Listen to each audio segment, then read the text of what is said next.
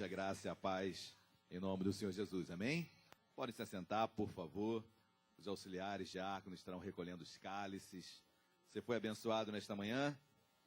Amém, muito, né? Muito abençoado com os louvores, com a ceia. Cearmos é uma prévia das bodas do Cordeiro. Um dia estaremos lá, naquela grande mesa, na cabeceira, Cristo ali sentado. Queridos, o que você fará?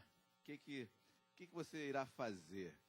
Cristo na sua mesa sentado, e quais as perguntas que virão à sua mente? O que você esboçará diante de Cristo? Olha, eu tenho algumas perguntas a serem feitas, mas eu creio que nós ficaremos, várias, né? Mas eu creio que vai ser um momento assim de você ficar assim, paralisado, né? Com tanta emoção, estar ali diante do nosso Mestre, tudo aquilo que nós cremos se concretizando. Olha, um dia estaremos lá, amém? No abrir e fechar dos olhos, amém? Nós dormiremos e acordaremos. Pastor, e aquele que foi antes, aquele que vai depois? Nós acordaremos, simplesmente assim, e estaremos lá junto ao nosso Mestre. Então, estamos muito felizes com isso, alegres com essas promessas que se cumprirão em nossas vidas, amém? Tem alguém que nos visita hoje pela primeira vez? Levante assim a sua mão. Tem alguém que nos visita? Estamos em família, então cumprimente o irmão que está ao seu lado, dê um abraço nele, um aperto de mão, diga quão bom é vê-lo, vê-la. Muito bom estarmos na casa de Deus, ouvindo essa voz que é inconfundível, a voz do Senhor que fala conosco. Então se prepare, feliz ano novo para quem não pôde estar quarta-feira. Quarta-feira foi o nosso primeiro culto do ano, mas estamos agora no primeiro domingo, as primícias dos domingos ao Senhor, estamos aqui presentes, agora louvar esse nome que está acima de todo nome, amém? Estamos ansiosos com a inauguração da igreja de Benfica, que acontecerá no dia 18, amém, igreja? Então eu quero louvar a Deus já pelos irmãos que estiveram ontem lá fazendo um grande mutirão, limpeza, levando as mesas, as cadeiras, tudo lá para cima. Então, uma casa maravilhosa que Deus preparou para nós. Então, dia 18, guarde aí no seu coração, na sua agenda. Estaremos lá anunciando o nome de Jesus numa grande festa que ficará assim marcada na história da nossa denominação, da nossa igreja Mãe Tijuca. Então, é a segunda neta ou melhor, é a primeira neta, né? Não, segunda neta, com base em Vila Isabel. Então, a segunda neta, Vila Isabel deu mais 2 filhinhas, Macacos, e agora a igreja de Benfica, que venham outras, ok? Amém, igreja? Glória a Deus. Que venham outras, Deus levante vidas, levante pessoas capacitadas, doutas, no sentido de se esmerar no conhecimento, de querer realmente desejar o episcopado, de estar à frente de uma congregação, de pastorear um rebanho. Então, quando Deus encontra isso, Ele levanta recursos, levanta auxiliares. Essa é a nossa fé. Amém? Abram as vossas Bíblias, por gentileza. Na carta do apóstolo Paulo à igreja em Éfeso, eu peço ajuda, por favor, na minha querida Amanda. Eu coloquei uns slides a serem passados. O controle não está funcionando não, né? Bom, vou dando ok aí. Calma, Amanda. Deixa a ansiedade de lado, por favor. Amém? Então, eu quero trazer alguns textos bíblicos, uma mensagem temática. Eu quero falar sobre os assentos do cristão. Queridos, ontem eu falei que eu não ia falar isso, mas eu não me aguento. Ontem eu estava no cinema, então a sessão começou lá pelas 4 horas da tarde, se não me engano. E aí saí de lá do cinema às 8 horas, eu já estava com uma mensagem na minha cabeça, só que Deus me deu uma pregação durante o cinema. Então eu procuro em tudo enxergar Cristo, até reter o que é bom, né? Até naquilo que é mais paradoxal, até naquilo que é mais contraditório. Eu procuro entender, pegar algo espiritual, trazer algo de Cristo. E ali eu estava no cinema, e aí Deus falou comigo. O problema é que chegando em casa, tive que fazer outra mensagem, né? Então, fui dormir lá para as 2h30 da manhã. Mas Deus é bom. E esses assentos também Deus fala conosco. O assento é lugar de posição, lugar, obviamente, de você se sentar. É lugar de posicionamento. Eu quero falar sobre os assentos do cristão, do homem e da mulher de Deus. Então, o que quer dizer isso na Bíblia? Quais os momentos nós encontramos? Eu começarei num texto, por favor, Amanda. Vamos ler o texto de Efésios, Efésios capítulo de número 1, versículo 20, e capítulo 2, versículo 6, que eu coloquei sequencial. Você acompanhe na sua Bíblia ou acompanhe aqui na tela, ok? Diz assim a Bíblia, Efésios 1, 22, versículo 6. O qual exerceu ele em Cristo, ressuscitando dentre os mortos, e fazendo-o sentar, e eu coloquei ali em parênteses, localização, lugar, estado, à sua direita nos lugares celestiais, e juntamente com ele, com Cristo, nos ressuscitou nós, igreja, e nos fez assentar nos lugares celestiais em Cristo. Oremos. Deus amado, em nome de Jesus, nós o louvamos, o bendizemos. Deus, obrigado por mais um dia, mais uma manhã que tu nos proporciona, mais uma possibilidade, meu Pai, de o adorarmos em família, como corpo. Deus, obrigado porque não há razão para nós estarmos aqui que não seja o louvor, a adoração, a exaltação. Deus, é muito bom encontrarmos amigos, pessoas queridas, mas sobre tudo isso, Deus, está a nossa comunhão contigo, nossa intimidade que independe das circunstâncias, independe de estar tudo bem ou mal. Senhor, nós temos uma comunhão contigo que não é, Deus, maculada com os problemas, muito pelo contrário, Deus, o deserto nos leva, nos encoraja a buscar mais a Ti. Deserto, meu Pai, no hebraico quer dizer lugar onde Deus coloca as coisas em ordem. Eu sei que as coisas são colocadas em ordem no deserto, porque no deserto a minha qualificação, o meu conhecimento não serve de nada. Eu preciso do mais simples, que é água. Deus, nas tuas escrituras, água é a palavra. Jesus, sem a tua palavra não vivemos, não andamos, não verbalizamos, não nos comunicamos contigo, porque tu és o Logos, a palavra, tu és o verbo. Deus, então nos ensina nesta manhã, Deus, o nosso assento, a nossa posição, o nosso estado mental, emocional, espiritual, principalmente. Deus, se assentar a isso, é estabelecer posição, é entender que nós temos uma posição nesta terra, nós temos um atributo nesta terra, nós temos uma qualificação nesta terra, nós temos um propósito para estarmos aqui. E eu te peço em nome de Jesus sobre cada vida, cada homem, cada mulher que entrou, as que ainda entrarão. Deus, fala conosco. Mas queremos sair daqui, sim, assentados na tua verdade, que é a tua palavra. Deus, então nos ensina nesta manhã o que tu queres, o que tu nos direciona, o que tu tens para cada um, em nome de Jesus. E usa-me, meu Pai, em nome de Cristo Jesus. Amém e amém. Glória a Deus. Você pode dar uma salva de palmas para Jesus? Glória a Deus. Esse texto é emblemático, a carta do apóstolo Paulo à igreja em Éfeso, é um local onde Paulo tinha um carinho muito grande, um local onde Paulo exerceu uma das maiores batalhas espirituais de sua vida. Foi em Éfeso, ali onde Deus levantou Paulo para uma grande missão, enfrentou um demônio que agia em toda a Ásia, e a Bíblia diz que está no mundo inteiro, um demônio chamado Diana dos Efésios, que hoje no nosso mundo globalizado, que hoje numa questão de nova era, questões orientais, trazendo questionamentos para o Ocidente, é a chamada Mulher Maravilha. Quem não conhece a Mulher Maravilha? Mulher Maravilha é a Diana de Efésio. Então, se você não conheceu a história de Mulher Maravilha, ela aponta, ela é a personificação, em quadrinhos, obviamente, num personagem, da Diana dos Efésios. Então, pastor, então não posso ver Mulher Maravilha, não estou dizendo isso, ok? Amém? Mas que você tem apenas esse discernimento de entender que aquilo ali é uma mulher um personagem que foi idealizado para apontar para essa Diana dos Efésios. Já digo que eu não vi nenhum filme sobre Mulher Maravilha ontem, ok? Então não tentem pegar esse gancho, porque não foi esse filme que eu vi. Então, talvez durante a pregação eu diga qual o filme, mas eu creio que não. Porque eu tenho uma outra pregação com filme também. Deus me deu 2 pregações, talvez até 3 pregações com o filme que eu vi ontem. Então aconselho aos irmãos, olha, irem ao cinema, tá bom? Mas se você for ao cinema sem também o conhecimento da palavra, vai ficar apenas em algumas maluquices.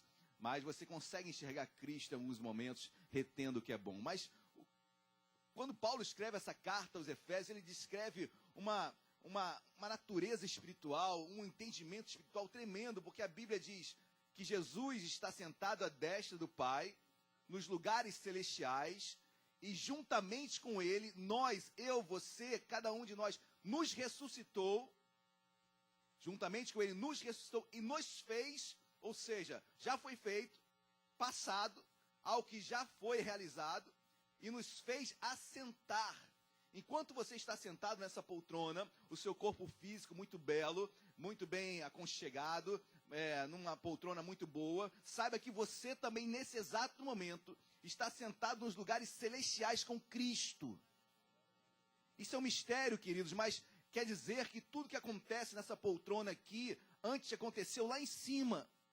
Se a sua vida espiritual, e entenda intimidade, comunhão com Deus, está mal, a sua cadeira não estará boa.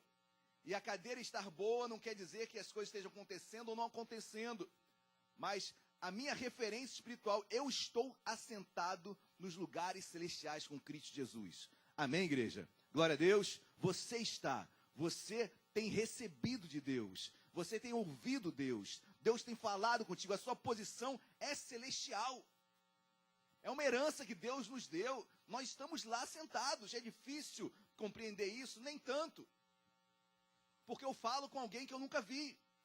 Deus é invisível, amém? Deus é espírito. E você se comunica com esse ser que você não conhece. Que você nunca viu e nunca o verá. Porque é espírito. E a Bíblia diz que ninguém jamais viu Deus. No máximo a silhueta foi vista de Deus. Mas Deus ninguém vai ver. Mas nós conseguimos enxergar Deus por Cristo. Cristo é a deidade em forma corpórea de Deus. Quem está entendendo, diga glória a Deus. Mas eu tenho uma riqueza, eu estou assentado nos lugares celestiais com Cristo. Amém, igreja? Saiba que você é o melhor de Deus. Você talvez tenha chegado aqui cansado com algumas situações, sua poltrona talvez não esteja muito boa, mas saiba que você tem um lugar celestial onde você está sentado. Glória a Deus.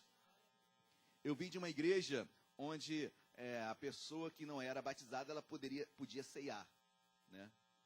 E não é o nosso pensamento, nossa doutrina dentro da Nova Vida. Mas eu abro esse parênteses. Se eu estou assentado no lugar celestial com Cristo, como alguém pode me impedir aqui na terra de ceiar? É algo para se pensar e coloca essa interrogação. Mas são tudo questionamentos, tudo são posicionamentos da igreja. Algo comum à igreja, ordenamentos dentro da igreja, do homem. E a igreja precisa ter seus ordenamentos. Precisa ter, sim, as suas normas. E isso é muito saudável. É a preocupação que a igreja tem com a pessoa que pode tomar a ceia de uma forma sem estar realmente alicerçada em Cristo. Isso traz mazelas. Então, uma preocupação da igreja, daí como o missionário muito bem falou, nós temos que sim estarmos batizados para que possamos entrar no corpo, ceiarmos com Cristo, ou melhor, comunhão com o corpo, que é a ceia. Amém? Mas, queridos, quando eu aceito Jesus, eu me assento nos lugares celestiais com Ele. Já foi feito. Amém? Você tem uma posição celestial, uma posição rica de riquezas nesse mundo espiritual. E são traduzidas sim aqui na terra. Eu sou o que estou fazendo no céu. Eu desfruto aqui na terra daquilo que é a minha comunhão com Deus. Amém, igreja? Glória a Deus. Quem está entendendo, diga amém. Mas é apenas um introito, apenas um versículo prefacial do que eu quero ministrar nesta manhã. Mas entenda, em primeiro lugar, por todos os assentos que eu irei percorrer nessa ministração. O principal é esse. Se eu estou assentado nos lugares celestiais, queridos, as demais coisas Deus irá acrescentar. Deus vai colocar sobre a minha vida, Deus irá adicionar. Mas eu tenho um lugar, e se esse for perdido, aí, meus amados, tudo cai por terra. Amém? Você tem um lugar, você tem um assento celestial, ali você está, nós estamos. Glória a Deus. Por favor, Amanda. Primeiro assento. Eu intitulei esse assento como? Amanda? O assento da segurança da presença de Deus. Eu coloquei uma figura ali meio inusitada. Então, por favor. Olha a cadeirinha aí. Você é um bebê, querido. Amém? Nós não podemos ser beber no conhecimento de Deus. Amém? Nós temos que sair do leite espiritual e tomar do alimento sólido, como Paulo vai advertir a igreja em 1 Coríntios capítulo 3. Então, a igreja que ainda estava muito na meninice. Então, Paulo, inspirado por Deus, queria dar alimento sólido, mas a igreja ainda estava acostumada apenas com leitinho. Mas eu sei também que na minha comunhão com Deus, eu tenho que ser dependente como uma criança. Eu tenho que estar aberto como uma criança. Eu tenho que pular no colo do pai como o seu filho pula no seu colo, pai. Assim eu devo ser com Deus. Então, por favor, Amanda, mais um clique. Primeiro assento da segurança da presença de Deus. Olha o que diz 1 Samuel, capítulo 4, do versículo 13 ao 18. Assim diz.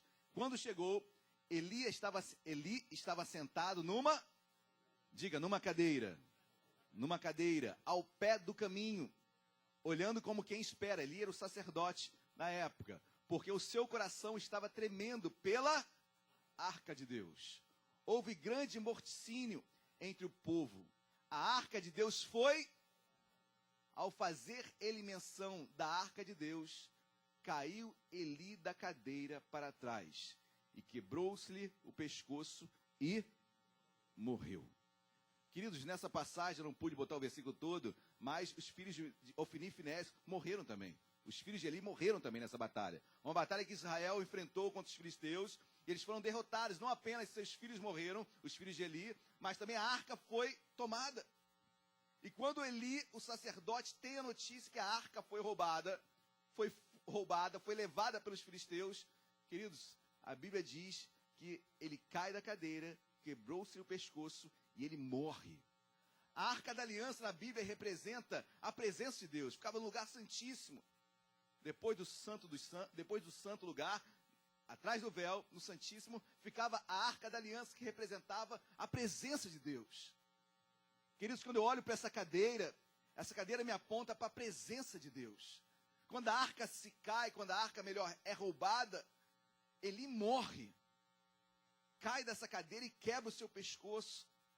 Cadeira aqui nessa visão, nesse texto, representa a presença de Deus.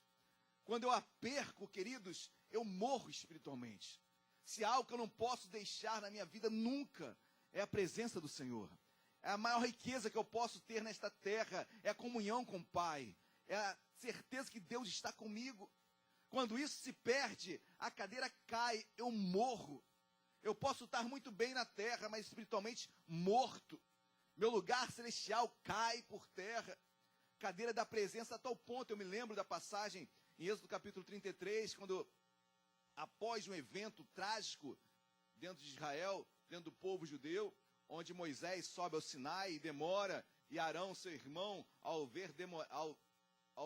Moisés demorar no monte, Arão faz aquele bezerro de ouro, aquela idolatria dentro do povo, do arraial, e aí Deus fica indignado com aquilo, e chega Moisés, acaba com aquela bagunça, e Deus também furioso com o povo, querendo matar, fulminar a todos, e Moisés faz uma das exclamações mais lindas, uma das indagações mais lindas a Deus. Eu falei, Senhor, tem misericórdia, perdoa esse povo, ou risca o meu nome do livro da vida.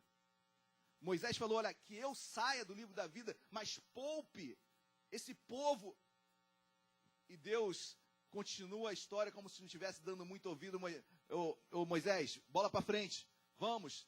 Aí logo em seguida, no Êxodo capítulo 33, ao entrar na terra prometida, Deus fala o seguinte para Moisés, Moisés, olha, meu anjo vai diante de ti. Vocês vão entrar numa terra que manda leite e mel. Vocês vão conquistar a terra. O meu anjo vai diante de ti. Só que tem uma coisa, eu não irei convosco. A minha presença não estará com vocês. Moisés, na mesma hora, fala, Senhor, se o Senhor não estiver conosco, eu não quero entrar na terra prometida.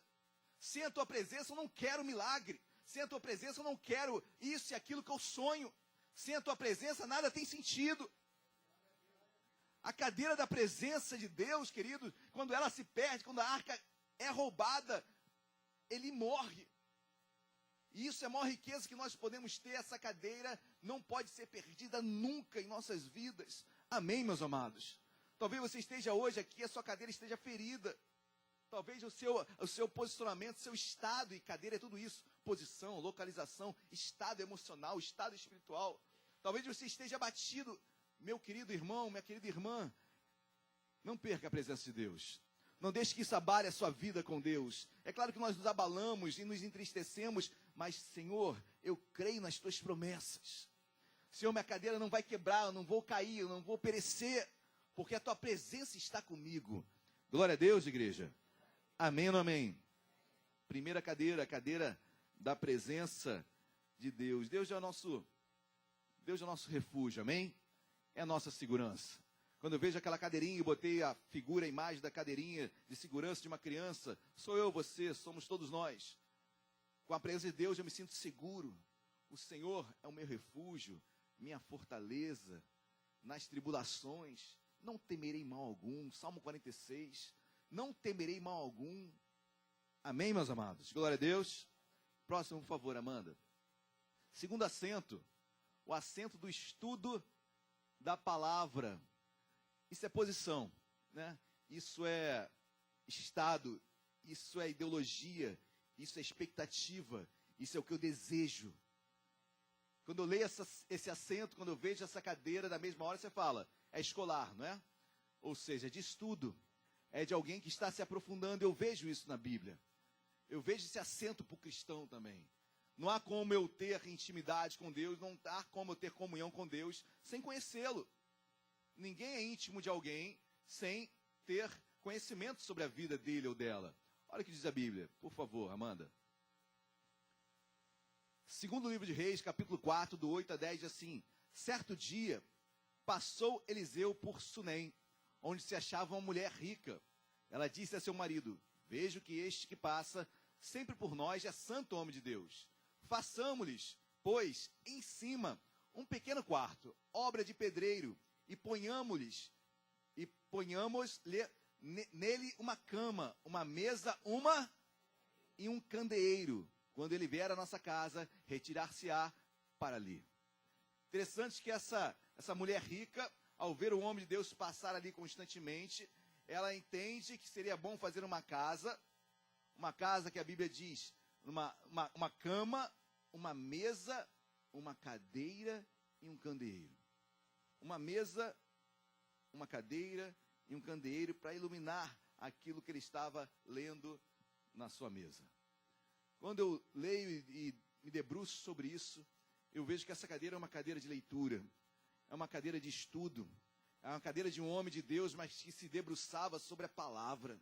Era um homem de Deus, mas se aprofundava no conhecimento, se esmerava em querer mais, em entender mais.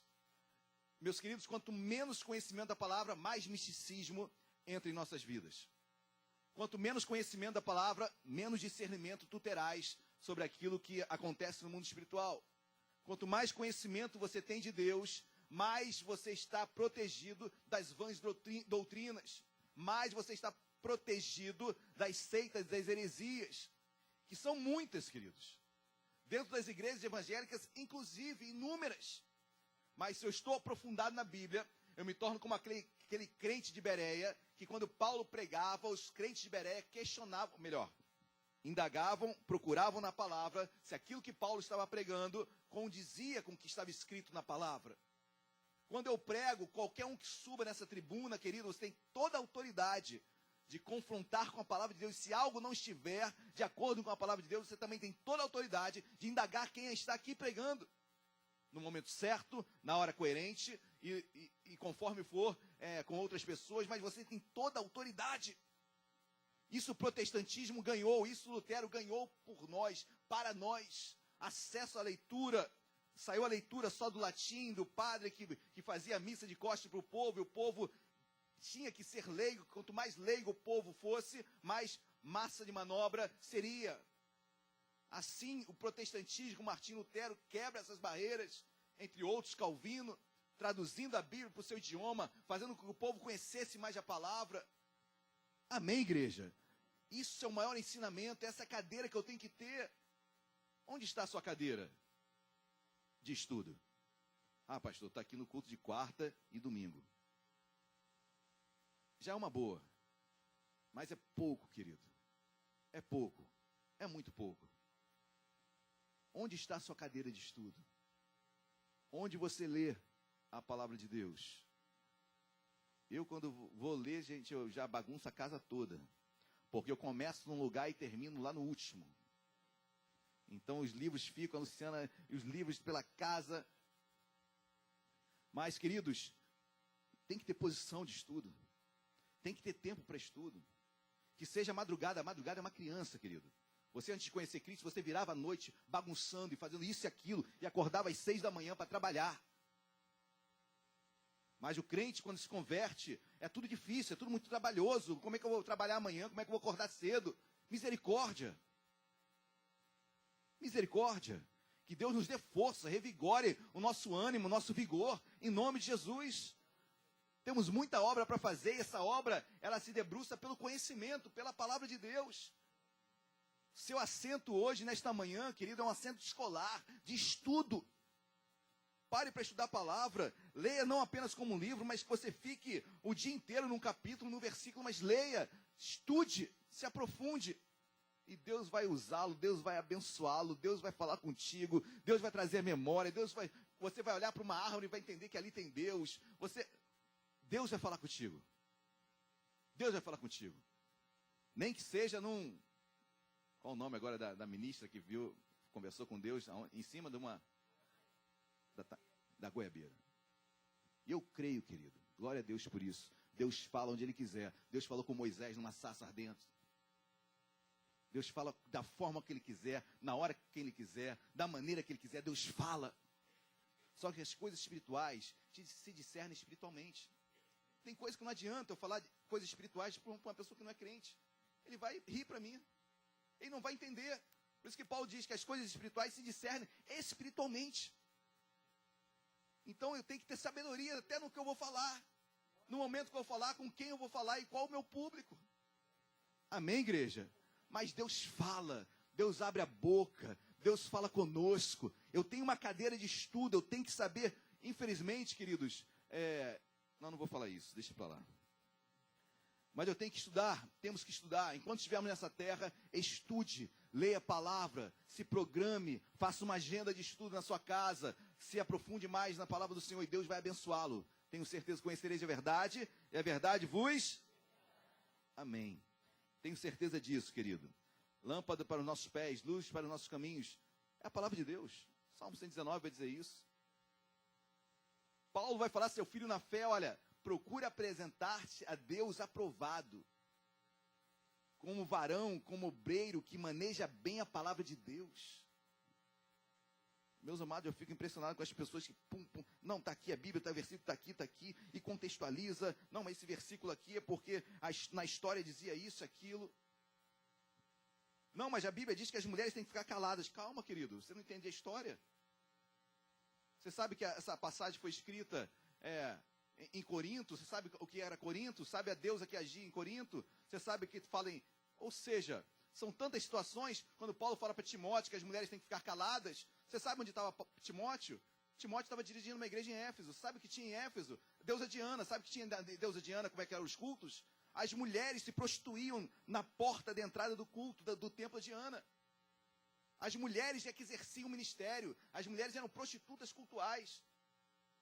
Aí as mulheres estavam se convertendo, iam para a igreja e queriam continuar fazendo o que elas estavam fazendo. E aí Paulo tem que parar, olha, Timóteo, manda as mulheres ficarem caladas aí. Mas é algo pontual, contextualizado daquele momento, da história. Aí a mulher não pode mais pregar, não pode falar. Tem que ser contextualizado. Amém, igreja? Glória a Deus. Amém ou não amém? Terceiro assento, por favor, Amanda. Não vou ficar só no segundo. O assento do livramento. Quem tem experiência com Deus aí, diga glória a Deus. Livramentos que eu conheci, livramentos que eu não conheço, nem vou conhecer, mas quantos livramentos Deus já nos deu? Quantos livramentos Deus já não nos concedeu? Versículo bíblico, por favor, Amanda.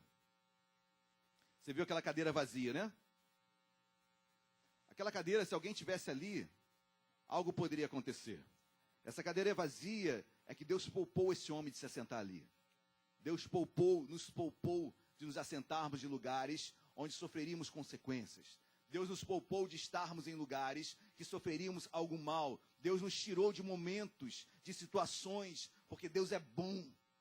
Por mais que você nem saiba, foi Deus que impediu você de ir lá. Foi Deus que impediu de você estar lá. Foi Deus que impediu de você colocar a mão sobre aquilo, de você participar daquele momento. Deus nos livra. Glória a Deus. Assentou-se o rei na sua cadeira, Saul, tá? Segundo o costume, no lugar junto à parede. Jonatas defronte dele e Abner ao lado de Saul. Mas o lugar de Davi estava desocupado.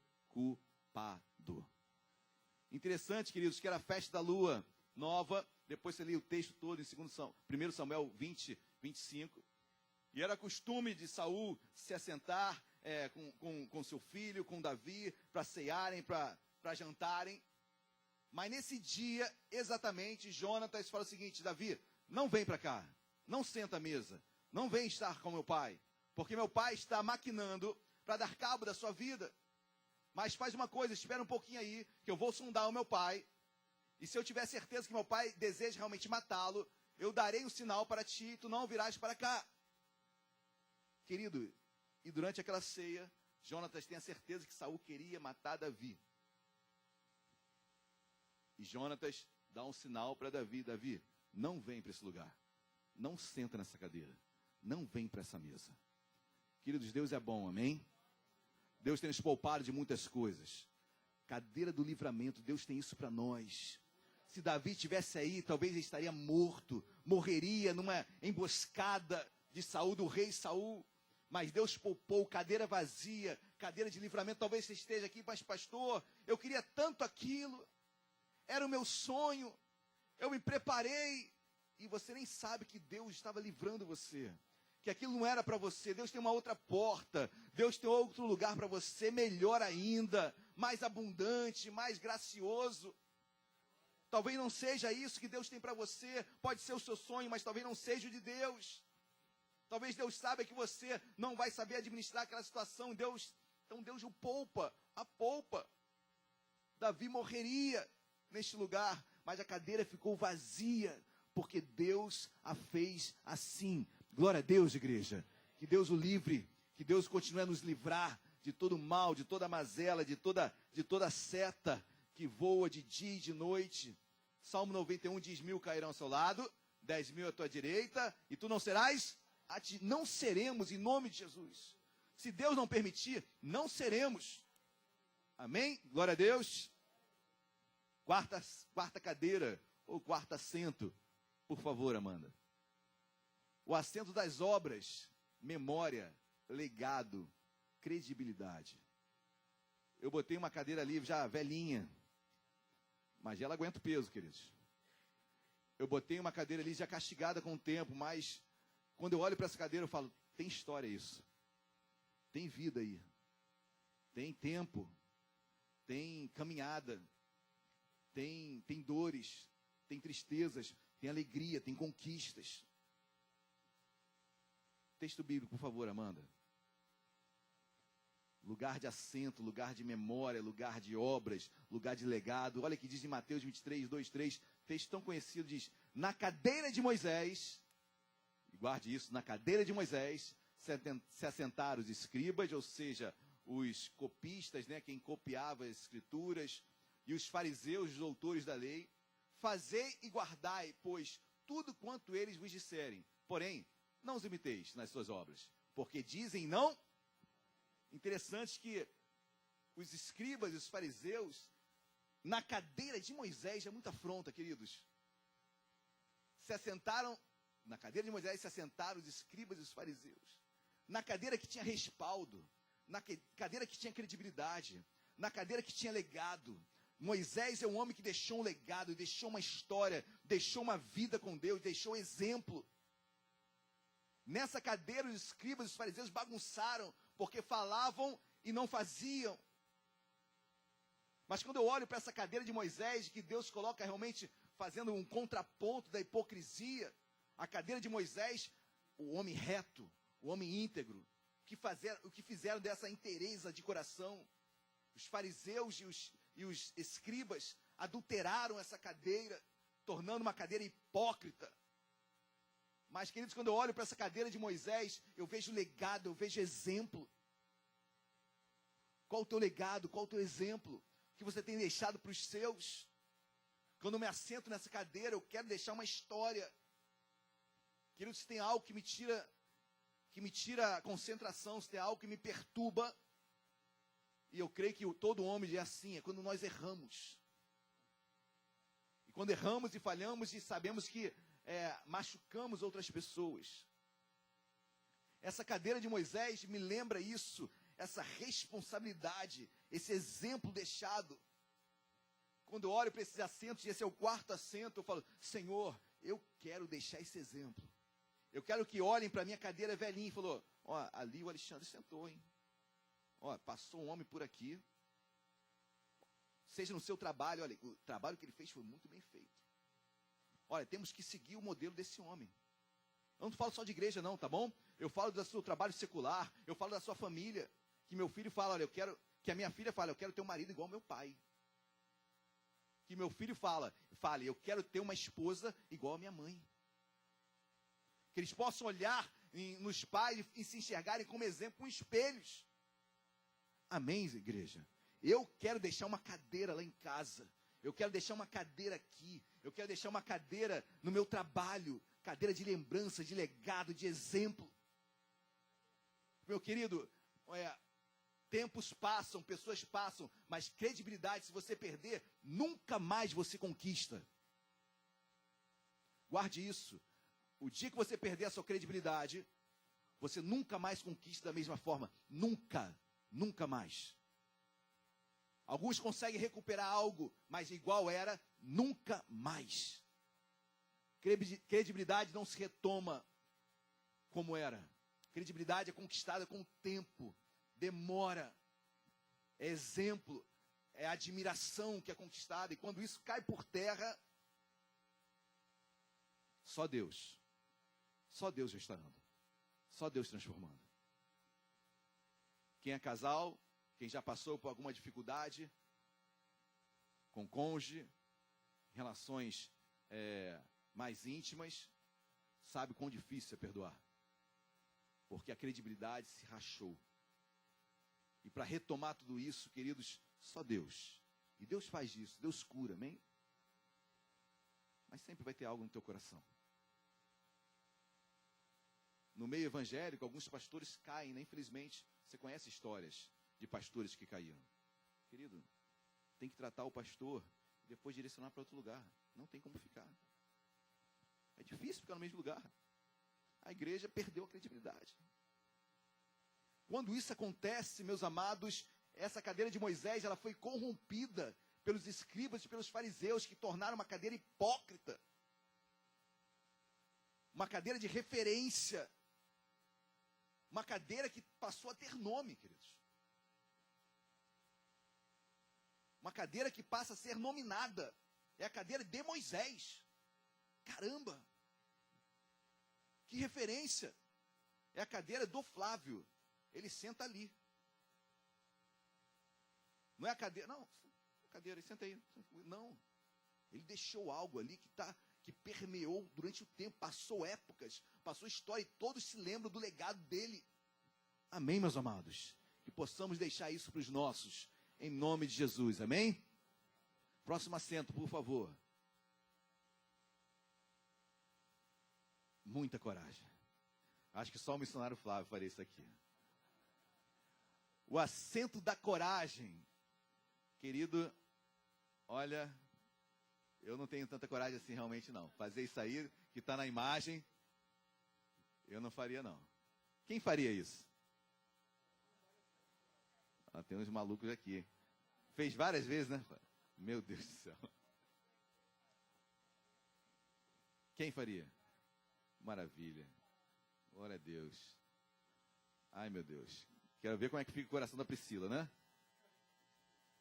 Queridos, assento de coragem. Texto bíblico, por favor, Amanda. Indo para Nazaré, eu me esqueci de botar o texto bíblico, mas esse texto é... Vamos lá, indo para Nazaré, onde fora criado, entrou num sábado, na sinagoga, segundo o seu costume, E levantou-se para ler, Jesus, tá? Então lhe deram o livro do profeta Isaías. Ele vai ler Isaías 61. Eu não botei tudo lá. O Espírito do Senhor está sobre mim, porque enviou a pregar boas novas aos quebrantados, a curar os enfermos, oprimidos, o ano aceitável do Senhor. E Jesus começa a pregar aquilo ali. Tendo fechado o livro, devolveu ao assistente e sentou-se. E todos na sinagoga tinham os olhos fitos nele. Interessante que essa sinagoga era em Nazaré, mas assim, eu pude estar numa sinagoga em Cafarnaum, que é um pouco mais distante, mas as sinagogas, é interessante, quando eu estive na sinagoga de Cafarnaum, apesar de terem, obviamente, séculos e séculos ali, então muita coisa deteriorada, mas a gente conseguia identificar lugares, assentos de pedra, que era tipo aqueles, sabe aquele gelo baiano? Eu estou fazendo uma analogia muito ruim, mas é por aí. Eram assentos de pedra. Então, provavelmente, Jesus se assentou assim, nesse gelo baiano. E ali, depois de pregar, levantar e pregar Isaías 61, ele vai lá e senta nessa poltrona de pedra. De pedra. E eu botei de coragem, queridos, porque Jesus estava entrando em Nazaré. Nazaré é o local onde Jesus crescera. Em Nazaré, sua própria família, seus irmãos, eu já preguei sobre isso, seus irmãos não acreditavam em Cristo, em Jesus. Seus irmãos, muito pelo contrário, falavam mal de Jesus.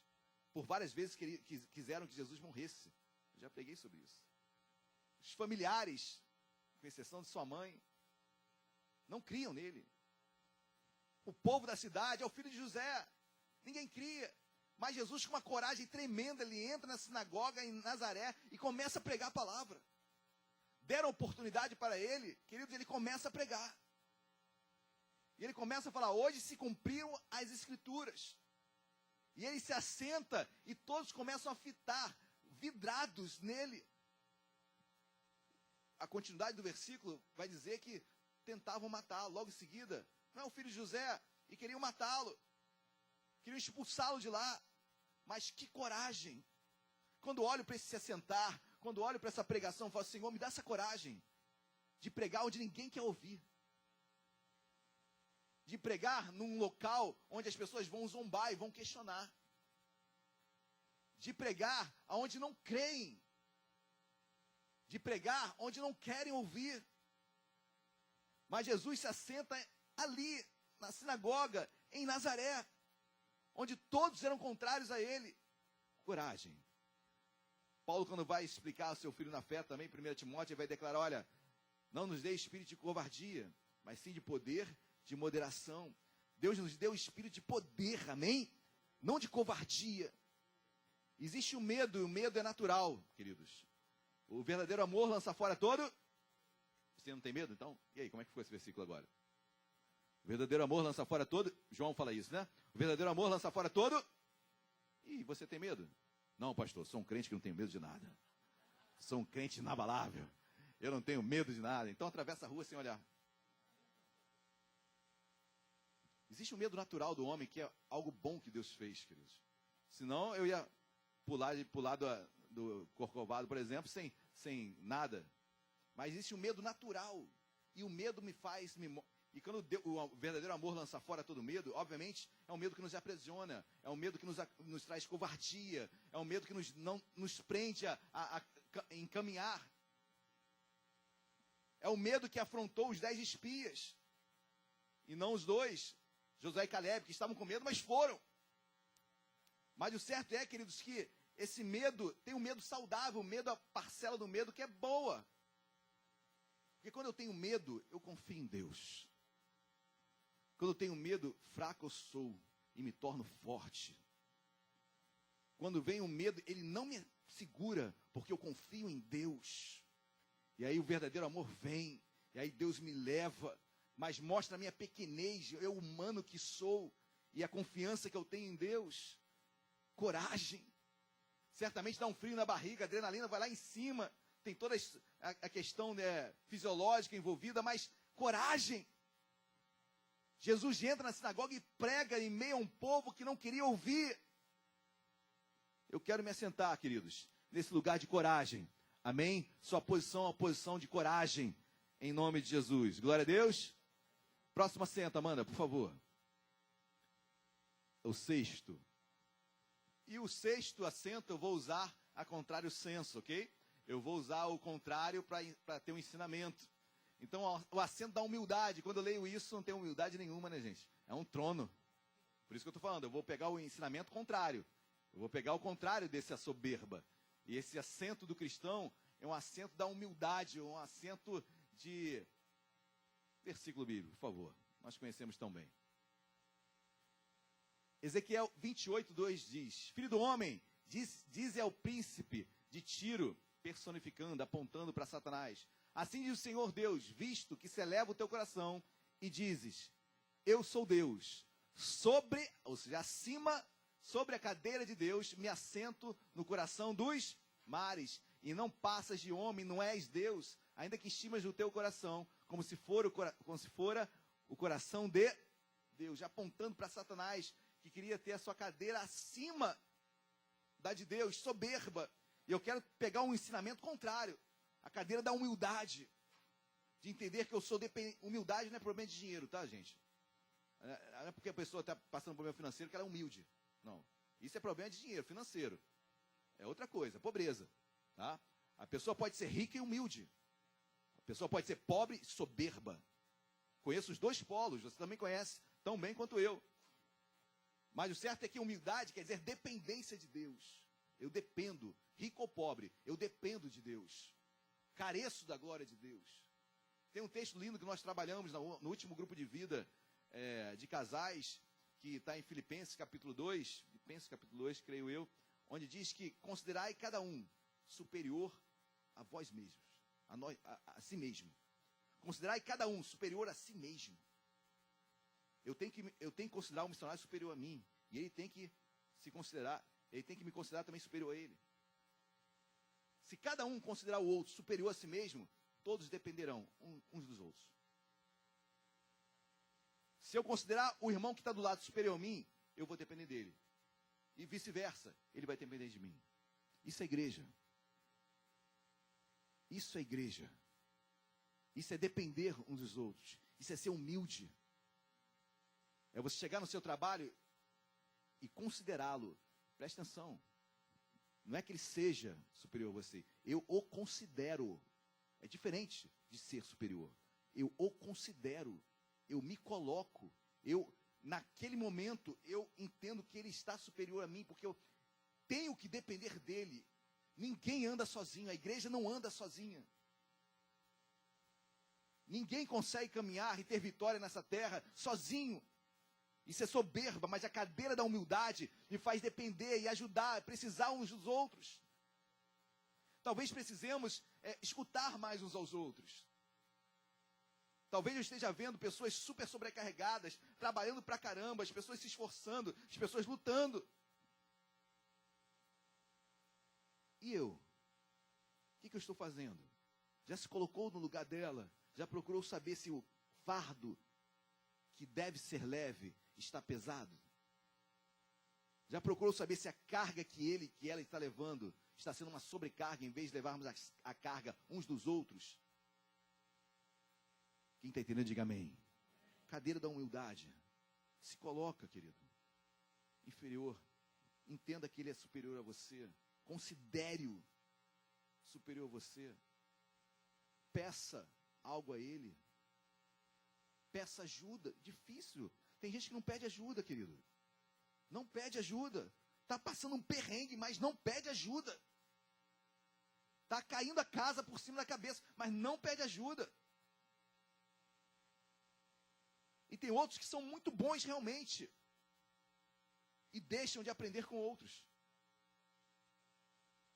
E quando você pede a opinião de alguém, você pode estar safo. Você pode estar muito bem conhecedor de tudo.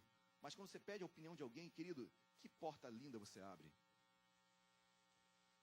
Pastor, mas eu sei tudo, eu conheço tudo disso. Pede a opinião dele. Pastor, mas ele não conhece. Pede a opinião, chama ele para você.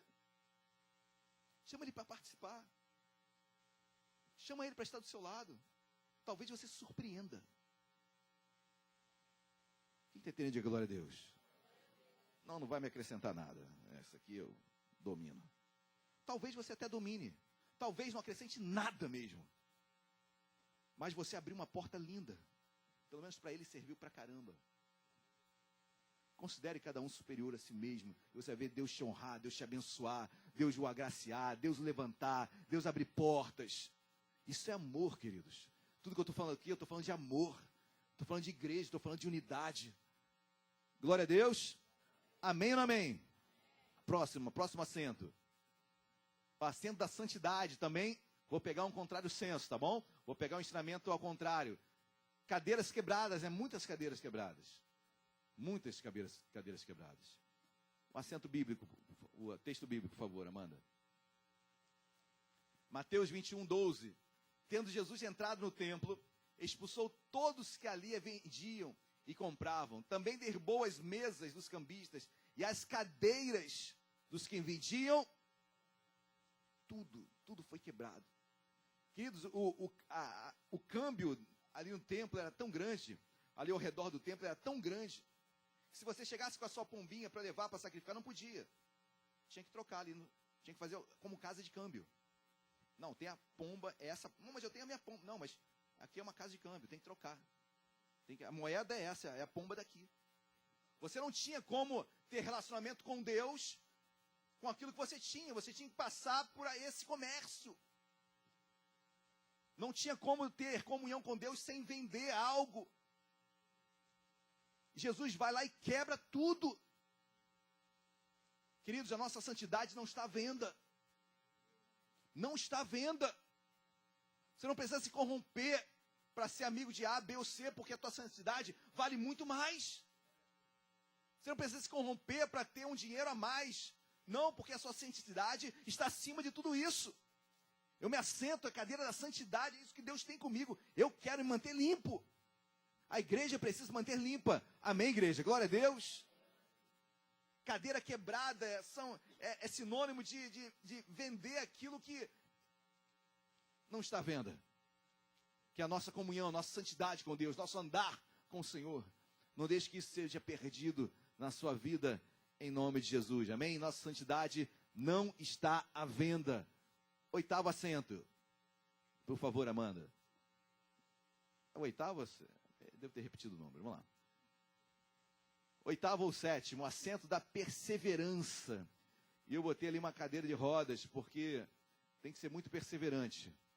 Muito perseverante para continuar a viver, a caminhar diante de uma perda tão significativa em seus movimentos ou outra coisa que possa ser. Mas, por favor, texto bíblico. Isaías 52, versículo 2, eu preguei domingo passado, né? Olha que Deus fala para Israel, para Jerusalém, para Sião. Sacode-te do pó, levanta-te e toma. Eu até brinquei, né? Pô, uma hora Deus manda levantar e depois manda sentar, parece brincadeira de senta, levanta. Mas não, o se assentar ali no hebraico quer dizer permanecer, quer dizer perseverança. Ou seja, sacode do pó, o povo estava destruído, a cidade destruída, pó representando tudo isso, além de outras coisas. Levanta-te e toma perseverança, permanece. Perseverança, quando eu olho essa cadeira de assento, é a cadeira, como eu botei ali na imagem, de ter realmente passando por circunstâncias difíceis, estar numa cadeira de roda, mas não desistir, perseverante, continuar a caminhar, não desistir nunca. Esse é o assento que eu tenho que ter para a minha vida. Amém, queridos? Muito mais do que começar, perseverar. É o lema, deve ser o lema da nossa caminhada com Deus. Glória a Deus. 8º ou 9º, não sei mais. 9º? Então vamos lá. Está errado ali mesmo. O assento de honra. Assento bonito, né, gente? Deus nos honra. Honra ou não honra, gente? Honra. Dá honra quem tem? Honra. Deus nos honra. Deus nos levanta. Graças a Deus. Nessa terra ainda, Deus nos honra. Texto bíblico, por favor. Foi, pois, Batseba ter com o rei Salomão, para falar-lhe por Adonias. O rei se levantou a encontrar-se com ela e se inclinou diante dela. Então se assentou no seu trono e mandou pôr uma cadeira para a sua. Ela se assentou à sua mão direita. Cadeira de honra. Salomão, por mais rei que fosse, Ao se chegar até a sua mãe, primeira coisa que ele faz: mãe, senta aqui à minha direita. Tem uma cadeira para ti. Você é minha mãe. Interessante que, às vezes, nos esquecemos de honrar pai e mãe. Não é verdade? São tantos compromissos, são tantas dificuldades que não podemos nos esquecer. Honrar pai e mãe é sinônimo de prolongar os dias. Quem quer viver muito nessa terra? Não, pastor, eu quero morrer logo, quero ir para o céu. A gente faz uma oração agora. Uma oração de morte. O Senhor, Ele quer morrer. Paulo queria morrer. Paulo fala, morrer é lucro. Mas, entendendo que era preciso viver, estar na terra ainda. Alguém quer morrer? A gente ora agora. Amém. Então, glória a Deus. Mas, honrar pai e mãe prolonga os dias nessa terra. Se você quiser viver mais, olha o mistério aí. Honra teu pai e tua mãe. Ih, pastor, não falo nem com meu pai e minha mãe, vai morrer cedo. Ué, estou falando algum absurdo? Não quero nem ouvir o meu pai nem minha mãe. Não vou dizer que vai morrer cedo, mas seus dias não serão prolongados. Vai ser aquela cota certinha. Bateu no teto certinho. Não vai ter mais, pô, passou do teto. Não, você não vai passar do teto. Você vai na cota certinha. E honrar pai e mãe, a Bíblia não diz honrar pai bom, mãe boa. A Bíblia também não diz isso. Diz ou não diz, gente? Não diz isso. E honrar, queridos, é você respeitar. Né? Você pode ter todos os pontos a favor de ser contrário a ele, a ela. Você pode ter todos os seus questionamentos realmente lícitos em relação à pessoa dele, seu pai, dela, sua mãe. Mas respeito é algo que independe de postura ruim ou boa de um pai e de uma mãe. Amém? Honra. Senão, se Deus está falando contigo hoje em relação ao seu pai, sua mãe, querido, uma ligação ajuda. Uma ligação ajuda. Amém? Em nome de Jesus. Glória a Deus, igreja. Honra pessoas que estão ao seu lado. Eu falei de pai e mãe, mas pessoas que você considera, pessoas que talvez estejam num olhar abaixo de você, honre-as. Deus vai abençoá-lo. Amém? Acento de honra. Deus quer colocar isso em nós. Próximo, por favor, Amanda. Nono e último, que eu acho que é o 10º, né? O acento do... Queridos, Deus quer nos dar uma carreira de sucesso, amém? Em nome de Jesus. Eu botei cadeiras ali de escritório, de odontologista, de dentista. Mas, assim, Deus quer nos dar carreira de sucesso. Deus quer nos abençoar secularmente. Deus quer fazer você um homem próspero, uma mulher próspera. Quem crê nisso, diga glória a Deus. Não, pastor, eu creio que na pobreza Deus me honra. Quanto mais pobre, mais dependente eu sou. A gente ora também para uma oração de pobreza, para que venha a pobreza sobre a sua vida. A gente tem que quebrar esses estigmas. Existem, queridos, esses estigmas. Existe isso. Posso falar dos franciscanos, né? Quanto mais isolado, quanto mais pobre, pé no chão. Não, sou pé no chão. Eu prefiro ter... um dia eu preguei sobre Fusquinha e Mercedes, né? Numa quarta-feira aqui. Muita gente queria Fusquinha. Fiquei assustado, gente. Fiz a pergunta, Fusquinha.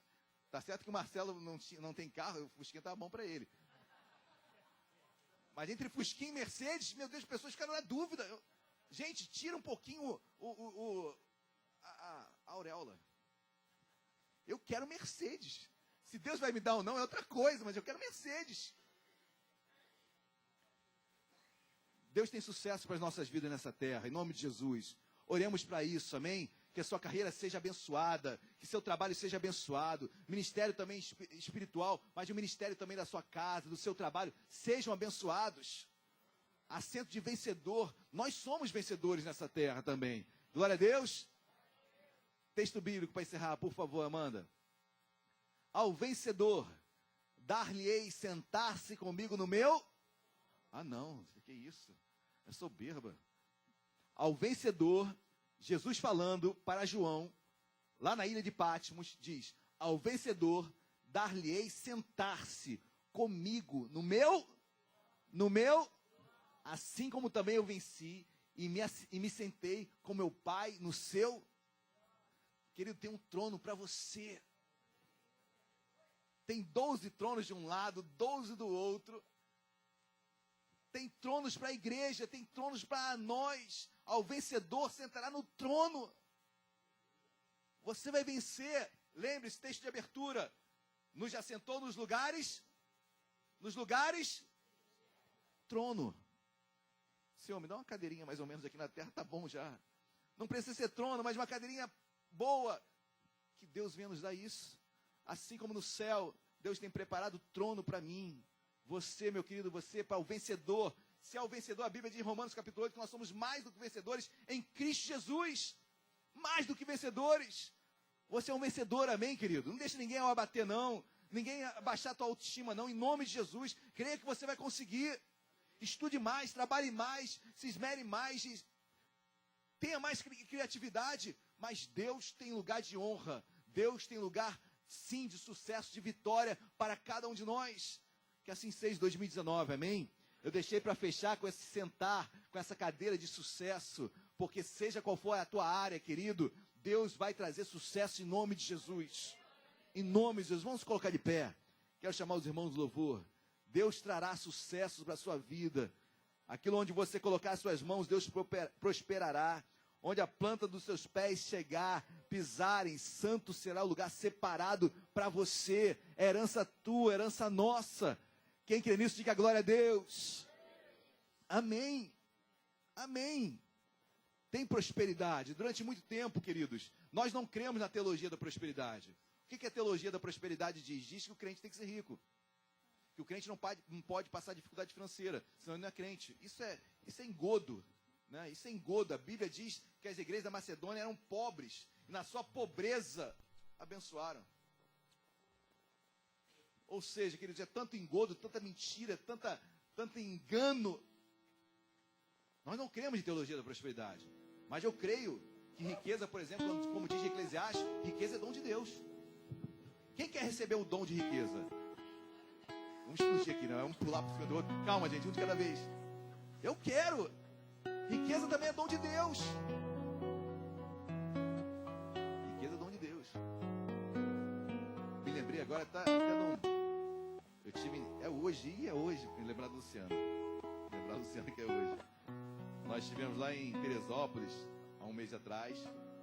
Quando você fazia compras num preço acima de sei a quantia, você botava lá algo para um sorteio de um carro, né?